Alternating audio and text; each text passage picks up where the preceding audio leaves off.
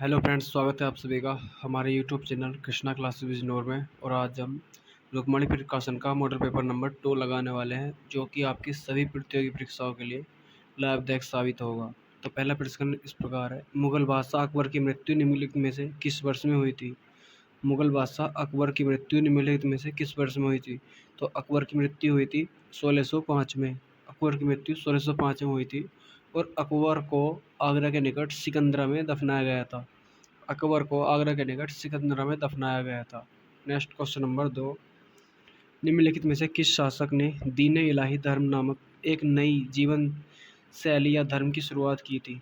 निम्नलिखित में से किस शासक ने दीन इलाही नामक एक नई जीवन शैली या धर्म की शुरुआत की थी? तो दीन इलाही धर्म की शुरुआत किसने की थी? अकबर ने दीन इलाही नामक एक जीवन शैली या धर्म की शुरुआत की थी। किसने? अकबर ने। ऑप्शन नंबर सी, अकबर ने की थी। नेक्स्ट क्वेश्चन नंबर 3, और हाँ, दीन इलाही धर्म को स्वीकार करने वाला प्रथम व अंतिम हिंदू शासक बीरबल था। दीन इलाही धर्म को स्वीकार करने वाला प्रथम व अंतिम हिंदू शासक राजा बीरबल था।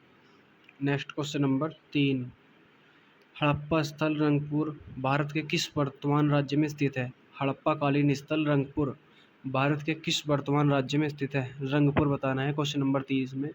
तो हड़प्पा कालीन स्थल रंगपुर भारत के वर्तमान राज्य गुजरात में स्थित है। Option number C option number C option number sorry B option number B, Gujarat में स्थित है। गुजरात में रंगपुर गुजरात के कठियावाड़ा प्रायद्वीप में स्थित है।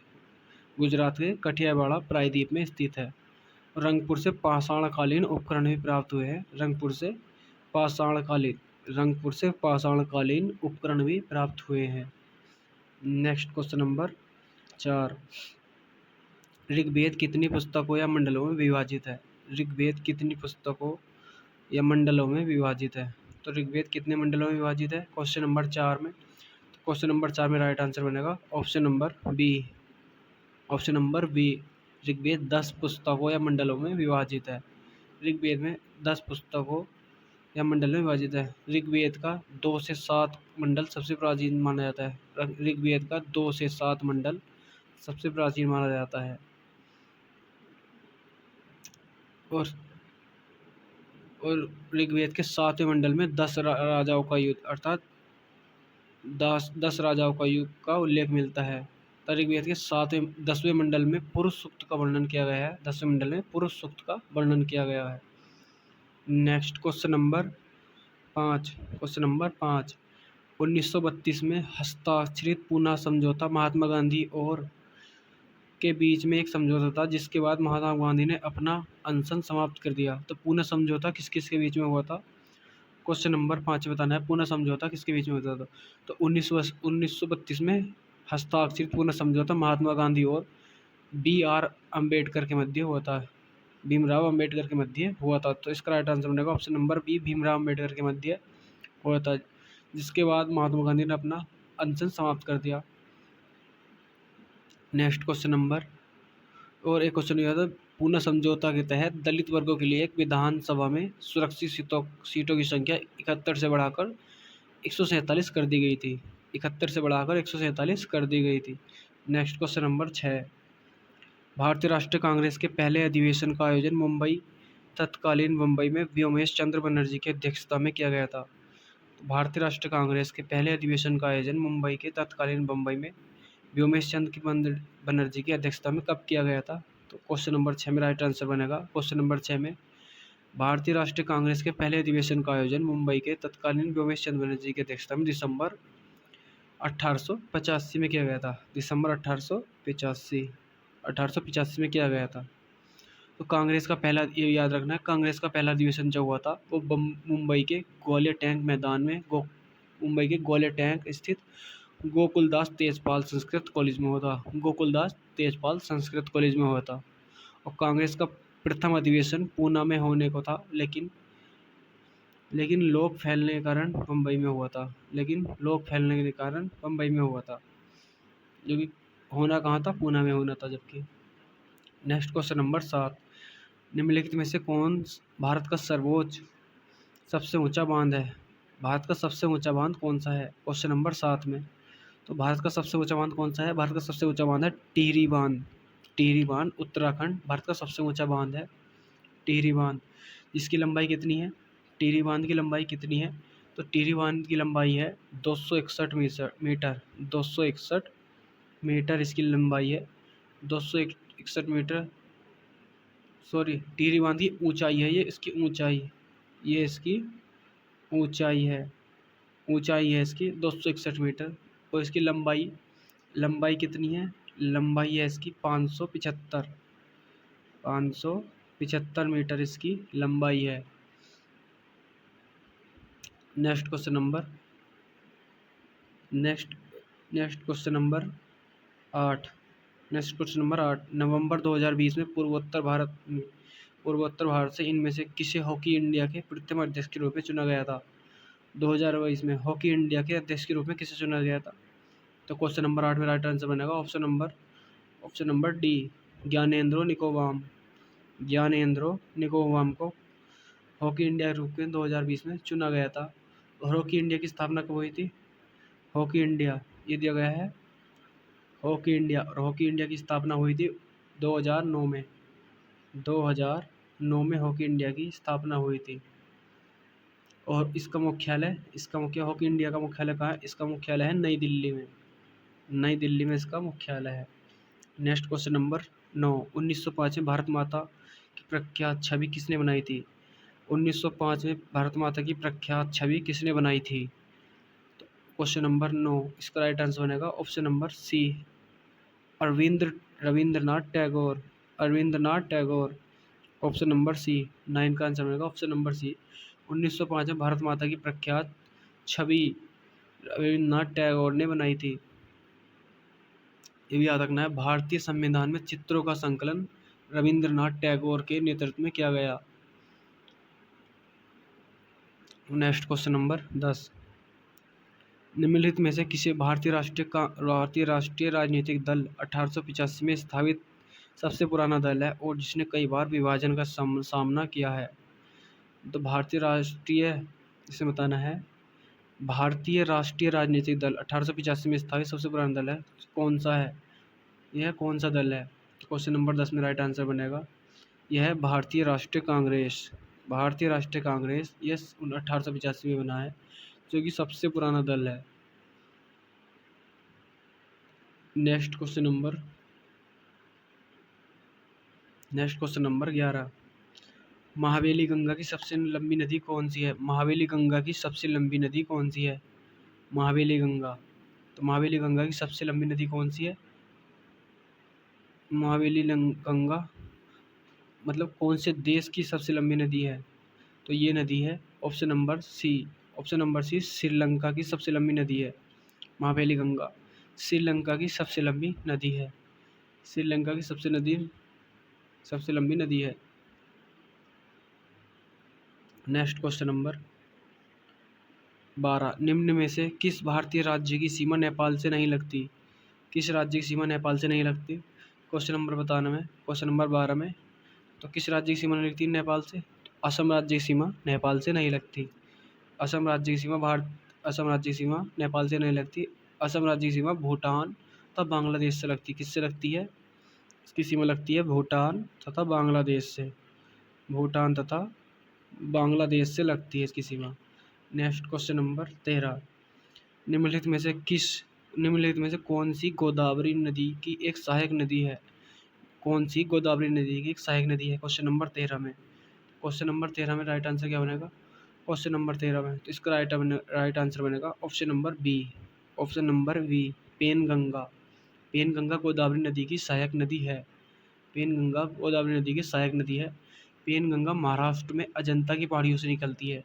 पेनगंगा निकलती कहाँ से है? ये महाराष्ट्र में अजंता की पहाड़ियों से निकलती है। नेक्स्ट क्वेश्चन नंबर और एक चीज़ और याद रखनी, गोदावरी नदी दिया गया है इसमें, गोदावरी नदी। और गोदावरी नदी की लंबाई कितनी है? तो गोदावरी नदी की लंबाई है 1465 किलोमीटर।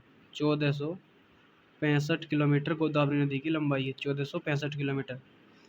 Next question number 14। निम्नलिखित में से कौन सी पर्वत श्रृंखला भारत, पाकिस्तान और चीन तक फैली हुई है? निम्नलिखित में कौन सी पर्वत श्रृंखला दी गई है इसमें? कौन सी पर्वत श्रृंखला भारत, पाकिस्तान और चीन तक फैली हुई है? क्वेश्चन नंबर 14 में। तो इसमें राइट आंसर डी, इसका राइट आंसर होगा option number D, Karakoram. Karakoram पर्वत श्रृंखला भारत, पाकिस्तान और चीन तक फैली हुई है। काराकोरम एक विशाल पर्वत श्रृंखला है जिसका विस्तार पाकिस्तान, भारत और चीन के क्रम से गिलगिल गिलगिल बलिचिस्तान, लद्दाख और सिंध क्षेत्रों तक है। तो यह हिमालय पर्वतमाला का एक हिस्सा है। काराकोरम एक हिमालय पर्वतमाला का एक हिस्सा है। Next question number 15। Question number 15, Bhakra Nangal बांध किस नदी पर स्थित है? भाखड़ा नांगल बांध किस नदी पर स्थित है? क्वेश्चन नंबर 15 में बताना है भाखड़ा नांगल बांध किस नदी पर स्थित है। तो भाखड़ा नांगल बांध किस नदी पर स्थित है? 15 में राइट आंसर बनेगा option number C. Option number C, Bhakra Nangal बांध सतलज नदी पर स्थित है, सतलज नदी पर। नेक्स्ट क्वेश्चन नंबर, वो भाखड़ा नांगल बांध जो है पंजाब, हरियाणा, हिमाचल प्रदेश और राजस्थान राज्य एवं चंडीगढ़ तथा दिल्ली, इन्हीं सभी प्रदेशों को लाभान्वित करता है।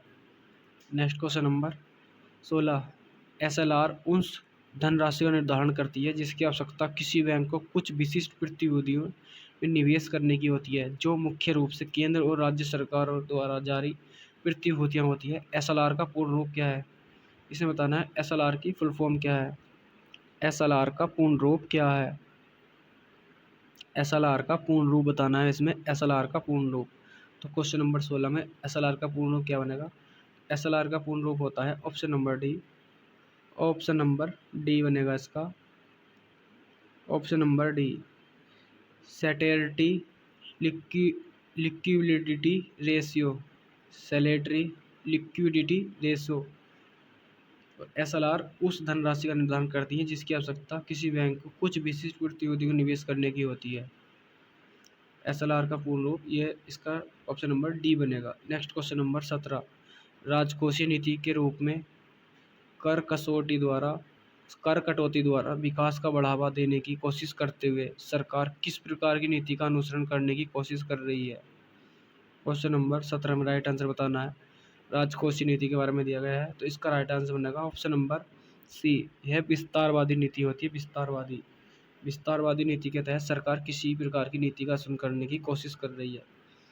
नेक्स्ट क्वेश्चन नंबर 18 में, क्वेश्चन नंबर 18 में बताना है वह कौन सी दर है जिस पर वाणिज्यिक बैंक निधियों की कमी के मामले में भारतीय रिजर्व बैंक से उधार लेते हैं। भारतीय रिजर्व बैंक उधार कौन सी दर पर लेते हैं, उस दर को क्या कहते हैं? तो इसका 18 में राइट आंसर बनेगा वह होती है हमारी रेपो दर, वह होती है रेपो दर। रेपो दर पर बैंक RBI से उधार लेते हैं। नेक्स्ट क्वेश्चन नंबर 19, भारत में 12वीं पंचवर्षीय योजना की योजना अवधि क्या है? इसमें बताना है क्वेश्चन नंबर 19 में भारत में 12वीं पंचवर्षीय योजना की योजना अवधि बतानी है। इसमें 12वीं पंचवर्षीय योजना की योजना अवधि कौन सी है? तो क्वेश्चन नंबर 19 में राइट आंसर बनेगा ऑप्शन नंबर ए, यह है 2012 से 17 तक है, 2012 से 17 तक है 12वीं पंचवर्षीय योजना, 2012 से 17 तक, 2012 से 17 तक है। Next question number 20, question number 20, Bharat के संविधान में पहला संशोधन वर्ष कौन में किया गया था? तो भारत में प्रथम संविधान संशोधन किस वर्ष में किया गया था? क्वेश्चन नंबर 20 में बताना है भारत में संविधान में प्रथम संविधान संशोधन किस वर्ष में किया था? यह किया गया था हमारा 1951 में, 1951 में किया गया था। Next question number 21, question number 21, दिसंबर 2020 तक भारत के संविधान में कितने संशोधन किए गए हैं? दिसंबर 2020 तक भारतीय संविधान में कितने संशोधन किए गए थे? क्वेश्चन नंबर 21 में बताना है। तो इसका राइट आंसर बनेगा ऑप्शन नंबर ए, इसमें 104 संशोधन किए गए थे। 104वां संविधान संशोधन अधिनियम द्वारा लोकसभा एवं विधानसभा में अनुसूचित जाति तथा जनजातियों के आरक्षण की अवधि 10 वर्ष के लिए और बढ़ा दी गई है। इनकी अवधि 10 वर्ष के लिए और बढ़ा दी गई है। Next question number 22, question number 22 में बताना है भारत के संविधान का निम्नलिखित में से कौन सा अनुच्छेद परिभाषित करता है कि 14 वर्ष से कम आयु के किसी बच्चे को किसी भी बच्चे को कारखाने या खदान में काम करने के लिए किसी अन्य खतरनाक रोजगार में नहीं लगाया जाएगा। भारत का संविधान का निम्न में से कौन सा अनुच्छेद परिभाषित करता है कि 14 वर्ष से कम आयु के बच्चों को किसी भी बच्चे को किसी कारखाने या खदान में काम करने के लिए या किसी अन्य खतरनाक रोजगार में नहीं लगाया जाएगा। तो इसका राइट आंसर क्या बनेगा?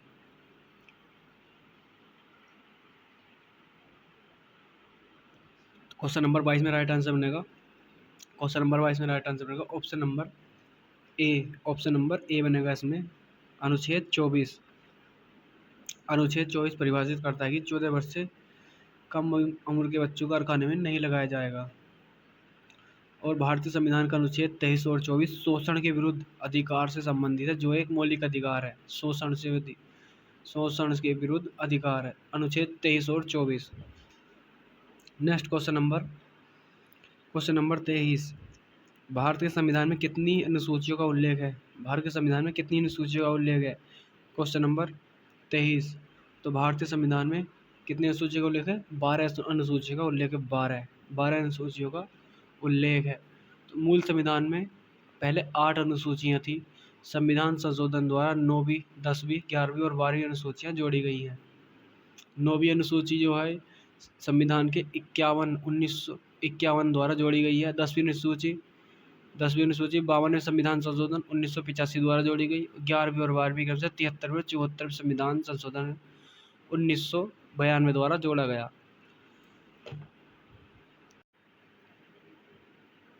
Next question number 24। Nehru report 1928 में निम्न में से संबंधित थी।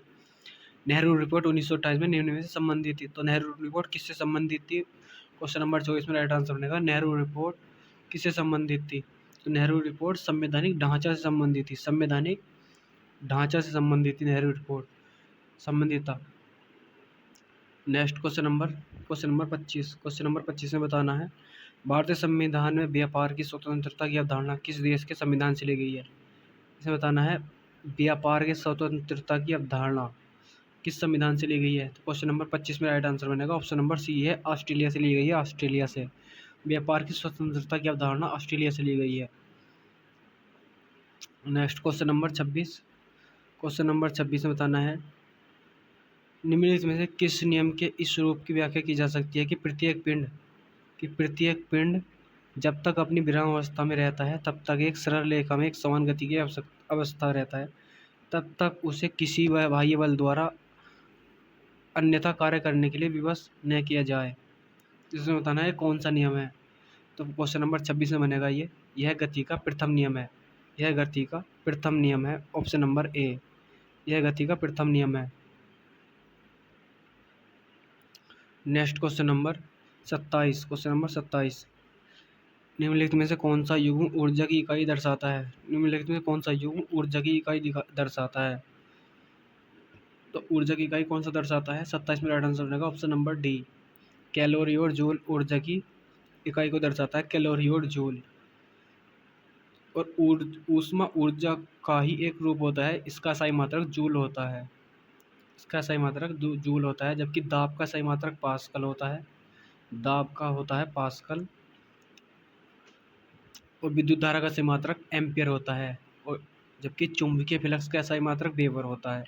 Next question number 28। निम्नलिखित में से किस रसायन का उपयोग सूक्ष्म जीवों के विकास की रोकथाम के लिए परीक्षक के रूप में नहीं किया जाता? किस रसायन का उपयोग सूक्ष्म जीवों की विकास की रोकथाम के परीक्षण के रूप में नहीं किया जाता?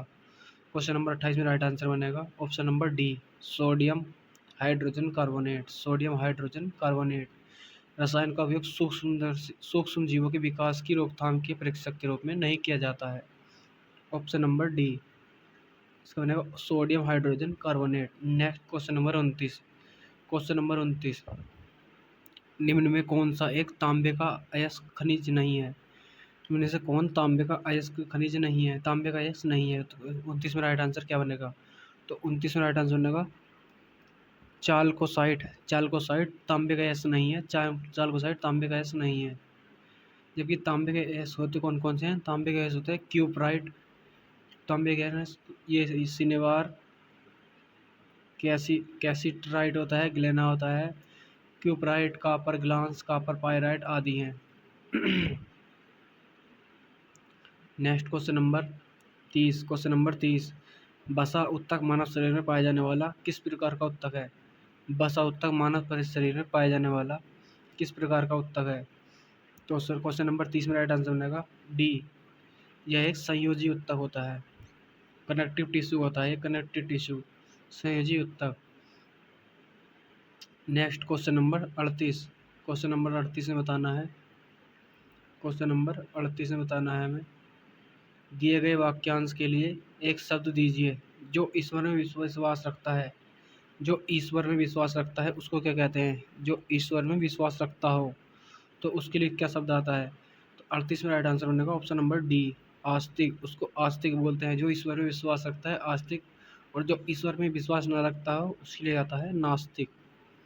Next question number 39। मुंह धोआना मुहावरे का सही अर्थ क्या है? मुंह धोआना। क्वेश्चन नंबर 39 में राइट आंसर बनेगा आसन है रखना, आसान है रखना, मुंह धो आना, आसान है रखना। इसका राइट आंसर होगा option number D. Next question number 40। निम्नलिखित में से शुद्ध वर्तनी वाला शब्द चुनना है। शुद्ध वर्तनी बतानी है, कौन सा शब्द शुद्ध दिया गया है। क्वेश्चन नंबर 40 में निरही किस प्रकार लिखा जाएगा? निरही, निरही तो निरही पे लगेगी मानी छोटी की मात्रा लगेगी पहले, और रे पे लगेगी बड़ी की मात्रा, और है तो निरही लिखा जाएगा ऑप्शन नंबर डी। ये इसका राइट आंसर होगा निरही। Next question number 51। किसे BCCI Indian sports women of the year 2021 चुना गया है? क्वेश्चन नंबर 51 में बताना है किसे BCC Indian sports women of the year 2021 चुना गया है। तो क्वेश्चन नंबर 51 में राइट आंसर बनेगा option number D, BBC Indian. ये है Mirabai Chanu. BBC Indian sports women of the year Mirabai Chanu, BBC. Next question number 52। Tata consultancy services ने किसे अगले 5 वर्षों के लिए MD CEO चुना है? तो टाटा कंपनी ने किसे चुना है? Question number 52। क्वेश्चन 52 में होगा श्री राजेश गोपीनाथन को चुना है। श्री राजेश गोपीनाथन को चुना है, राजेश गोपीनाथन को। क्वेश्चन नंबर 52 बनेगा Rajesh Gopinathan. Next, the little book of Joy नामक पुस्तक के लेखक कौन है? The little book of Joy नामक पुस्तक के लेखक कौन है? क्वेश्चन नंबर 53 में। तो क्वेश्चन नंबर 53 का राइट आंसर बनेगा 53 का राइट आंसर ऑप्शन नंबर, इसमें the little book of Joy में इसमें डेसमंड टूटू भी है और दलाई लामा भी है। डेसमंड टूटू भी है और दलाई लामा भी। तो इसका राइट आंसर बनेगा ऑप्शन नंबर सी, ए और बी दोनों है, ए और बी दोनों है। Next question number 54। Golden peacock पर्यावरण प्रबंधन पुरस्कार 2021 से किसे सम्मानित किया गया है? गोल्डन पिकॉक पर्यावरण प्रबंधन पुरस्कार 2021 से किसे सम्मानित किया गया है? क्वेश्चन नंबर 54 में बताना है। तो क्वेश्चन नंबर 54 में इसका राइट आंसर बनेगा सेल। सेल को गोल्डन पिकॉक पर्यावरण प्रबंधन पुरस्कार 2021 से सम्मानित किया गया है। Next question number 55। सिक्किम के मुख्यमंत्री वर्तमान में कौन है? सिक्किम के मुख्यमंत्री वर्तमान में कौन है? क्वेश्चन नंबर 55 में सिक्किम के मुख्यमंत्री बताना है। सिक्किम के मुख्यमंत्री क्वेश्चन नंबर 55 का राइट आंसर बनेगा option number D, Prem Singh Tamang. Prem Singh Tamang ये सिक्किम के मुख्यमंत्री है। Next question number 56। सिग्मो उत्सव किस राज्य से संबंधित है? सिग्मो, तो सिग्मो उत्सव, ये क्वेश्चन नंबर 56 बताना है सिग्मो उत्सव किससे संबंधित है? क्वेश्चन नंबर 56 में। तो सिग्मो उत्सव किससे संबंधित है? गोवा से संबंधित है। सिग्मो उत्सव गोवा से संबंधित है, गोवा से। Next question number 57। गुरु घासीदास राष्ट्रीय उद्यान और तिमोर पिंगला वन्यजीव अभ्यारण्य, गुरु घासीदास और तिमोर पिंगला वन्यजीव अभ्यारण्य, तिमोर पिंगला वन्यजीव अभ्यारण्य किस राज्य में स्थित है? क्वेश्चन नंबर 57 में। तो ये किस राज्य में स्थित है? गुरु घासीदास छत्तीसगढ़ में स्थित है, दोनों छत्तीसगढ़ में स्थित है, छत्तीसगढ़ में। Next question number 58। अंतर्राष्ट्रीय मुद्रा कोष IMF के मुख्य अर्थशास्त्री कौन बने हैं? IMF के नए मुख्य अर्थशास्त्री कौन बने हैं 58 में? तो 58 का राइट आंसर बनेगा पियरे ओलिवर, पियरे ओलिवर। इसका राइट आंसर बनेगा पियरे ओलिवर गोरिंचस, पियरे ओलिवर गोरिंचस ये IMF के नए अर्थशास्त्री बने हैं। Next question number 59। विश्व में मृत घोषित कर दी गई किस नदी को पुनः जीवित घोषित किया गया है? विश्व में मृत घोषित कर दी गई किस नदी को पुनः जीवित घोषित किया गया है? क्वेश्चन नंबर 59 में राइट आंसर बनेगा ऑप्शन नंबर बी, टेम्स नदी को। टेम्स नदी को पुनः जीवित घोषित कर दिया गया है, जो कि पहले मृत घोषित की गई थी, अब उसे पुनः जीवित घोषित कर दिया गया है। नेक्स्ट क्वेश्चन नंबर 60, ऑपरेशन देवी शक्ति का संबंध किससे है? क्वेश्चन नंबर 60 में बताना है ऑपरेशन देवी शक्ति। ऑपरेशन देवी शक्ति का संबंध किससे है? तो ऑपरेशन देवी शक्ति का संबंध अफगानिस्तान से भारतीय नागरिकों को निकालने से संबंधित है। अफगानिस्तान से भारतीय नागरिकों को निकालने से संबंधित है। Next question number 61, Bharat Ratna प्राप्त करने वाले किस व्यक्ति का जन्मदिन राष्ट्रीय चिकित्सक दिवस के रूप में मनाया जाता है? भारतीय किस रत्न प्राप्त करने वाले किस व्यक्ति का जन्मदिन राष्ट्रीय चिकित्सक दिवस के रूप में मनाया जाता है? Question number 61। क्वेश्चन नंबर 61 में राइट आंसर मिलेगा option number A, Bidhan Chandra Roy. Bidhan Chandra Roy को चिकित्सक दिवस के रूप में मनाया जाता है। इनके जन्मदिन को चिकित्सक दिवस के रूप में मनाया जाता है। और 1 जुलाई को नेशनल डॉक्टर डे मनाया जाता है। 1 जुलाई को मनाया जाता है डॉक्टर डे मनाया जाता है 1 जुलाई। नेक्स्ट क्वेश्चन नंबर 62, निम्न में से कौन सी महाराष्ट्रीय नृत्य शैली है? निम्न में कौन सी महाराष्ट्रीय नृत्य शैली है? तो महाराष्ट्रीय नृत्य शैली बतानी है क्वेश्चन नंबर 62 में। तो महाराष्ट्र की नृत्य शैली कौन सी होगी?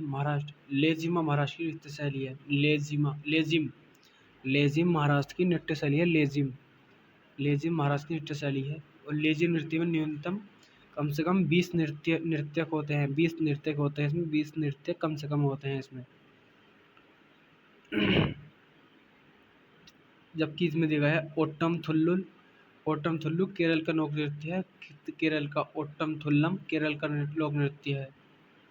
और माचा दिया गया है, माचा नृत्य मध्य प्रदेश से संबंधित है। माचा मध्य प्रदेश से संबंधित है।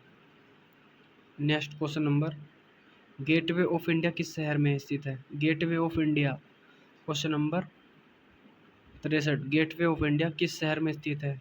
गेटवे ऑफ इंडिया, तो 63 में राइट आंसर बनेगा option number D, gateway of India Mumbai में स्थित है, मुंबई में। जबकि इंडिया गेट दिल्ली में स्थित है और गेटवे इंडिया मुंबई में स्थित है। नेक्स्ट क्वेश्चन नंबर 64, हाथी किस राजनीतिक दल का प्रतीक चुनाव चिन्ह है? हाथी किस राजनीतिक दल का प्रतीक या चुनाव चिन्ह है? तो इसका राइट आंसर बनेगा 64 में, इसका राइट आंसर बनेगा 64 में बनेगा सी number, Bahujan Samaj party, BSP Bahujan Samaj party, जो कि मायावती की पार्टी है। नेक्स्ट क्वेश्चन नंबर 65, पुस्तक अग्नि की उड़ान विंग्स ऑफ फायर के लेखक कौन है? बहुत ही इंपॉर्टेंट पुस्तक है। पुस्तक अग्नि की उड़ान विंग्स ऑफ फायर के लेखक कौन है? तो क्वेश्चन नंबर 65 में राइट आंसर बनेगा इसका ऑप्शन नंबर सी, इसका बनेगा एपीजे अब्दुल कलाम की पुस्तक है। ये एपीजे अब्दुल कलाम की पुस्तक है। यह एपीजे अब्दुल कलाम की पुस्तक है। Next question number 66, question number 66 में बताना है निम्नलिखित में कौन सा विकल्प तमिलनाडु से जुड़ी मार्शल आर्ट का एक रूप है? तमिलनाडु से जुड़ा मार्शल आर्ट का रूप कौन सा है? क्वेश्चन नंबर 66 में बताना है। तो 66 का इसका राइट आंसर होगा सिलंबन। इसका राइट आंसर है सिलंबन। तमिलनाडु से जुड़ी मार्शल आर्ट का एक रूप है। सिलंबन मार्शल आर्ट एक प्रकार का लाठी स्टाफ फेंसिंग है। नेक्स्ट क्वेश्चन नंबर, जबकि कलारीपट्टू भारत में सबसे पुराना मार्शल आर्ट है। कलारीपट्टू जो है ये भारत का सबसे पुराना मार्शल आर्ट है, कलारीपट्टू। नेक्स्ट क्वेश्चन नंबर 67 में दिया गया है कौन सी गैस सूर्य की परावैंगनी किरणों को पृथ्वी की सतह की रक्षा करती है? तो ये कौन सी गैस होती है? ये होती है हमारी ओजोन गैस। होती है जो कि सूर्य की परावैंगनी किरणों से हमारी रक्षा करती है। ये कौन से रक्षा करती है? ये कौन से मंडल में पाई जाती है? ये हमारी समताप मंडल में पाई जाती है। समताप मंडल में पाई जाने वाली गैस है। नेक्स्ट क्वेश्चन नंबर 68, हमारी सौर प्रणाली में दूसरा सबसे बड़ा चंद्रमा टाइटन किस ग्रह की परिक्रमा करता है? हमारी सौर प्रणाली में दूसरा सबसे बड़ा चंद्रमा टाइटन किस ग्रह की परिक्रमा करता है? क्वेश्चन नंबर 68 में, तो यह परिक्रमा करता है शनि की परिक्रमा करता है। यह टाइटन चंद्रमा की शनि ग्रह की परिक्रमा करता है। शनि अपने छल्ले के कारण सौरमंडल का सबसे निराला और सुंदर ग्रह कहलाता है। और चंद्रमा के कुल कितने ग्रह हैं?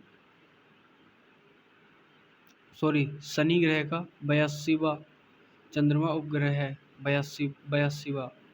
Next question number 69।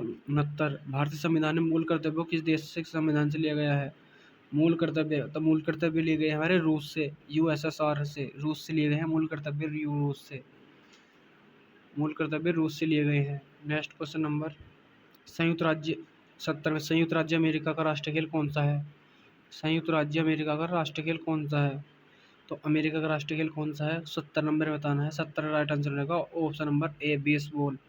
Baseball America का राष्ट्रीय खेल है। बेसबॉल राष्ट्रीय खेल है। जबकि इसमें दिया गया है, जबकि रग्बी कहाँ का है? रग्बी है स्कॉटलैंड। रग्बी फुटबॉल है स्कॉटलैंड का। क्रिकेट कहाँ का है? क्रिकेट है इंग्लैंड का। और टेबल टेनिस कहाँ का है? टेबल टेनिस है चीन का। नेक्स्ट क्वेश्चन नंबर 71 में 71 से 75 तक गद्यांश दिया गया है। गद्यांश को पढ़ना है, फिर इसके आंसर देने हैं। किसे कहूँ मैं शिक्षा का क्या सच है? किसे कहूँ मैं शिक्षा क्या है? शिक्षा का सच कैसा होता है? शिक्षित व्यक्ति और कैसा होता है? पढ़ा लिखा समाज। मेरे गुरु श्री दयाल चंद्र सोनी तो पूरी एक काव्यात्मक पुस्तक लिख गए। इस पुस्तक का नाम अभ्यारण्यों। शिक्षित हूँ उनका आशय स्पष्ट है कि हर पढ़ा लिखा आदमी अनपढ़ है। उन्होंने जब यह पुस्तक लिखी तब साफ कहा कि यह किताब उनके पूरे जीवन की शिक्षा का सार है। हमें यह भी मान लेना चाहिए कि हमारा पूरा पढ़ा लिखा समाज खासा अनपढ़ है, अशिक्षित है। तब फिर बताइए शिक्षा को कहाँ खोजें? कहते हैं कि शिक्षा बालक के जन्म के साथ बालक को मिली प्रतिभा का विकास है। उसकी खोई हुई शक्ति को जगाने का नाम शिक्षा है। मगर ऐसा तब संभव है जब हम यह जान लें कि कौन कौन बालक कौन कौन सी प्रतिभा के साथ पैदा हुआ है, उनके शरीर और मानसिक मस्तिष्क में कौन कौन सी शक्तियाँ सोई हुई हैं। इसका अर्थ यह हुआ कि जो बालक शाला में आया है उसको हम पहले पढ़ें। हर बालक को पढ़ कर पहचानें वह क्या है, उसकी प्रदत्त प्रतिभा क्या है तथा कौन सी सुसुप्त शक्ति को लिए हुए वह हमारे सामने उपस्थित हुआ है। तो क्वेश्चन नंबर 71 में राइट आंसर बनेगा, इसका राइट आंसर क्या बनेगा? यहाँ पढ़ा लिखा होने का क्या तात्पर्य है? यहाँ पढ़ा लिखा होने का क्या तात्पर्य है? तो 71 में राइट आंसर बनेगा साक्षर होना। पढ़ा लिखा होने का क्या मतलब होता है? साक्षर होना। नेक्स्ट क्वेश्चन नंबर 72 में शिक्षा का अर्थ क्या है? शिक्षा का अर्थ बताना है इसमें। शिक्षा का अर्थ क्वेश्चन नंबर 72 में होता है, शिक्षा का अर्थ होता है बच्चों में विद्वान शक्ति को प्रफुस्पित करना, मतलब उसके अंदर से शक्ति को जगाना, प्रफुस्पित करना। नेक्स्ट क्वेश्चन नंबर 73 में दिया गया है बच्चों को शिक्षा देने के लिए सबसे पहले क्या जरूरी है? क्वेश्चन नंबर 73 है बच्चों को शिक्षा देने के लिए सबसे पहले क्या जरूरी है? तो बच्चों को शिक्षा देने के लिए 73 में सबसे पहले जरूरी है बच्चों को प्रतिभाओं के अनुसार वर्गीकृत करना। इसमें दिया गया है बच्चों को शिक्षा देने के लिए सबसे पहले क्या जरूरी है? तो इसका राइट आंसर क्या बनेगा? इसका राइट आंसर बनेगा बच्चों की समस्त क्षमताओं और प्रतिभाओं को जानने के लिए उन्हें पढ़ाना, उनकी क्षमताओं और प्रतिभाओं को जानने के लिए पढ़ाना। नेक्स्ट क्वेश्चन नंबर 74 इस गद्यांश में शिक्षा का कौन सा सिद्धांत निहित है? इस गद्यांश में शिक्षा कौन सा सिद्धांत निहित है? क्वेश्चन नंबर 74 में तो इसमें शिक्षा कौन सा सिद्धांत निहित है? इसमें है सभी बच्चों को व्यक्तिक विभिन्नता होती है। सभी बच्चों में व्यक्ति विभिन्नता होती है, मतलब सबकी अलग अलग अपनी प्रतिभा होती है। तो इसका यही राइट आंसर है option number C. Question number 75 में क्या बताना है हमें? क्वेश्चन नंबर 75 में था हर बालक को पढ़ कर पहचाने वह क्या है? हर बालक को पढ़ कर पहचाने वह क्या है? इसका राइट आंसर है क्वेश्चन 75 का राइट आंसर है हम बालक। इसका राइट आंसर है हम हर बालक को पढ़ कर पहचाने। इसमें क्रिया का कर्ता होता है, इसमें हम क्रिया का करता है हम। नेक्स्ट क्वेश्चन नंबर तो आज के क्वेश्चन यहीं तक थे। अगर आपको क्लास अच्छी लगी है तो लाइक करें, कमेंट करके बताएं क्लास आपको कैसी लगी और चैनल को सब्सक्राइब ज़रूर करें। धन्यवाद और शेयर भी करें। धन्यवाद।